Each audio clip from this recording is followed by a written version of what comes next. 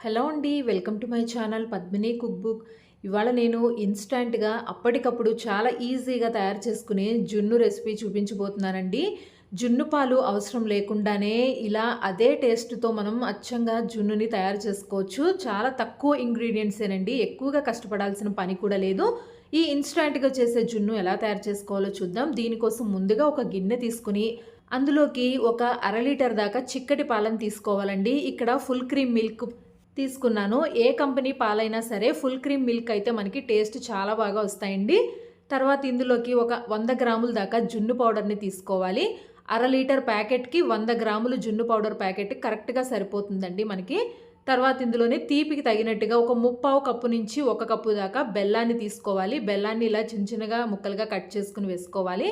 1 cup నుంచి 3/4 cup అయినా తీసుకోవచ్చండి. మీరు స్వీట్ బాగా ఎక్కువ తినేవాళ్ళైతే ఫుల్గా 1 కప్పు తీసుకోండి.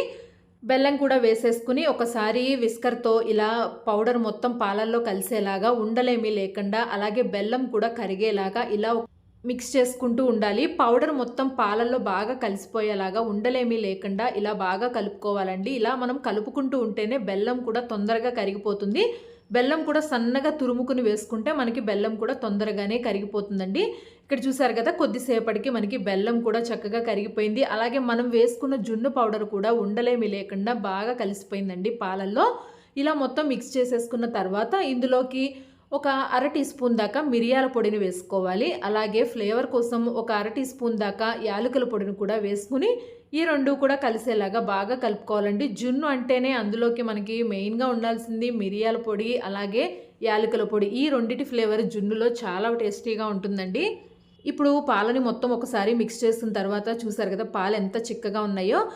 ఇన్స్టంట్గా చేసే జున్ను కోసం ఇలా చిక్కగా ఉండే ఫుల్ క్రీమ్ మిల్క్ తీసుకుంటే మనకి జున్ను పర్ఫెక్ట్గా వస్తుందండి. ఇలా మిక్స్ చేసేసుకున్న తర్వాత ఇప్పుడు జున్నుని ఆవిరి మీద ఉడికించుకోవడం కోసం స్టవ్ వెలిగించి ఇలా ఇక ఇడ్లీ స్టాండ్ పెట్టుకుని అందులోకి ఇలా ఒక చిన్న స్టాండ్ని పెట్టుకోవాలండి. తర్వాత ఈ స్టాండ్ మునిగే వరకు ఒక 2 గ్లాసుల దాకా వాటర్ పోసుకుని లో ఫ్లేమ్లో పెట్టుకుని వాటర్ని కొద్దిగా మరిగించుకోవాలి. వాటర్ ఇలా మరిగిన తర్వాత మనం ఏ బౌల్లో అయితే పాలను మిక్స్ చేసేసుకున్నామో అదే బౌల్తోనే డైరెక్ట్గా ఇలా పెట్టేసుకున్న తర్వాత మూత పెట్టేసుకోవాలి. దీనిపైన ఈ జున్నుని మనం ఆవిరి మీద ఉడికించుకోవాలి కాబట్టి ఇలా ఇడ్లీ స్టాండ్లో పెట్టుకోవాలి. తర్వాత మూత పెట్టేసి ఒక 20 నిమిషాల పాటు ఉడికించుకోవాలండి. మధ్య మధ్యలో మీరు చెక్ చేసుకుంటూ ఉండొచ్చు. కనీసం 15 నుంచి 20 నిమిషాలు టైం అయితే పడుతుందండి. తర్వాత ఒక 20 నిమిషాల తర్వాత ఇక్కడ మూత ఓపెన్ చేసి చూడండి. తర్వాత ఇది ఉడికిందో లేదా టెస్ట్ చేసుకోవడం కోసం నైఫ్తో మనకి గుచ్చి చూసినప్పుడు ఇలా నైఫ్కి ఏమీ అంటుకోకుండా ఉంటే మనకి జున్ను చక్కగా పర్ఫెక్ట్గా ఉడికిపోయినట్టేనండి. ఇక్కడ మనకి నైఫ్కి ఏమీ అంటుకోలేదు. ఇక్కడ జున్ను అయితే బాగా ఉడికిపోయింది. ఇప్పుడు స్టవ్ ఆఫ్ చేసేసుకుని జున్నుని బాగా చల్లారి పెట్టుకోవాలి. మినిమం 15 నుంచి 20 నిమిషాల్లోపే మనకి జున్ను తయారైపోతుందండి. చక్కగా బాగా చల్లారిన తర్వాత ఇలా ఒకసారి నైఫ్తో చుట్టూ ఎడ్జెస్ని ఇలా కొద్దిగా లూజ్ చేసి ప్లేట్లోకి తిప్పితే మనకి జున్ను అనేది బౌల్కి అంటుకోకుండా చాలా ఈజీగా వచ్చేస్తుందండి. చూసారు కదా, మనకి అచ్చంగా ఒరిజినల్గా జున్ను పాలతో చేసిన జున్ను లాగానే ఉంటుందండి. టేస్ట్ కూడా అలాగే ఉంటుంది. ఇప్పుడు మీకు కావాల్సిన సైజులో పీసెస్ లాగా కట్ చేసుకుని తినొచ్చు. నోట్లో వేస్తేనే అలా కరిగిపోతూ ఉంటుందండి.